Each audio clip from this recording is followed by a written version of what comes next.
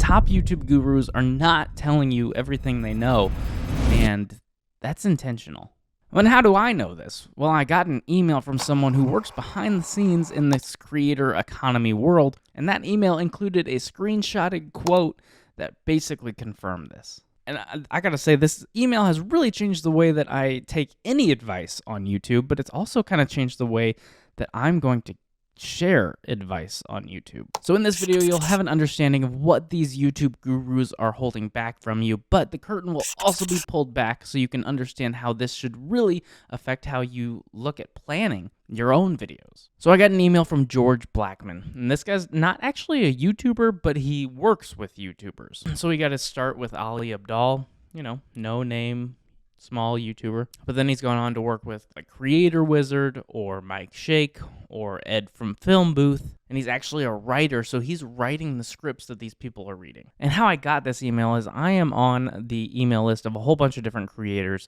I just love hearing what people in this creator economy have to say. All of these guys have such fantastic newsletters. I encourage you to sign up for them. I'll put the links down in the description. Give credit where it's due. But this email in particular stood out to me because it confirms some things that I had been thinking about but not really put words to yet. So George was actually writing for Ed from Film Booth, actually on his second channel, Creator Booth. But he was writing this video about Thomas Frank and how Thomas Frank makes so much passive income every single month. And so George, he dove in,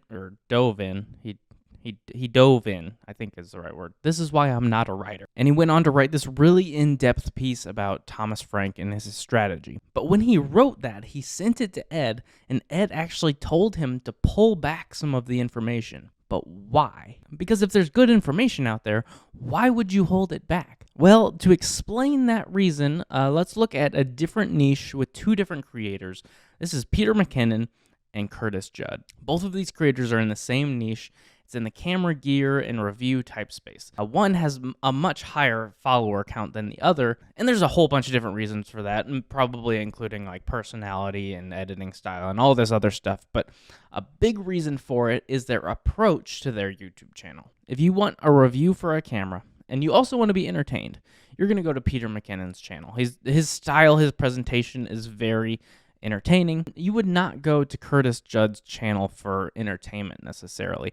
If you're on like the professional level and you're looking for very in-depth type information from a creator, this is who you go to. In fact, Curtis actually breaks a lot of YouTube rules. Like he puts a summary at the beginning of his videos. He knows his audience is professionals and they're here for like the information. They're not here to be entertained. And then he goes on to actually talk about everything he put in the summary, but you can tell just by the style that they're trying to appeal to two different audiences here. So why does this matter? Well, let's look at this Venn diagram type chart here and see what's happening. And this circle represents the people more on the professional level. They're not here necessarily to be entertained, but they just need the information. And they're also going to be more interested in the higher end gear. So yes, they fall in the category of people interested in camera gear, but the amount of people who that applies to is going to be smaller. And this circle is who Peter McKinnon is trying to appeal to. So is Curtis doing something wrong? Should he broaden his appeal and maybe talk about more basic camera gear and maybe do it in a more entertaining way just to try to expand his reach? No, not necessarily. And the answer really does come down to what are your goals, because you really have two options. If you want to reach more people, then yeah, you want to create content that applies to a broader audience.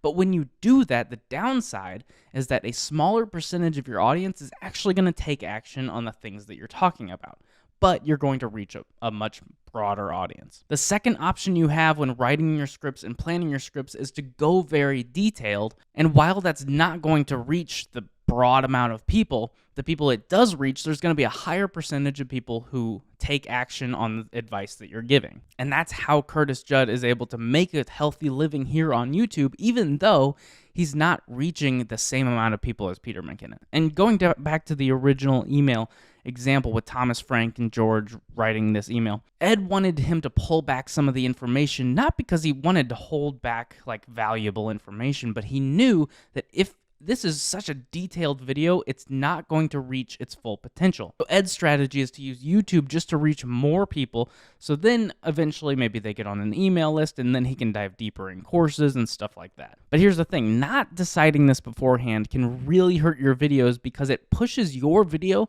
to the wrong viewer. But that isn't the only mistake I see creators making that pushes their video to the wrong viewer. In fact, there's a big reason that the algorithm is maybe not pushing your videos out to the potential reach that it should be. This video is speaking from my personal experience, mistakes that I have made, and I promise myself I will never be making again. So click right here to see that video, and we'll see you in the next one.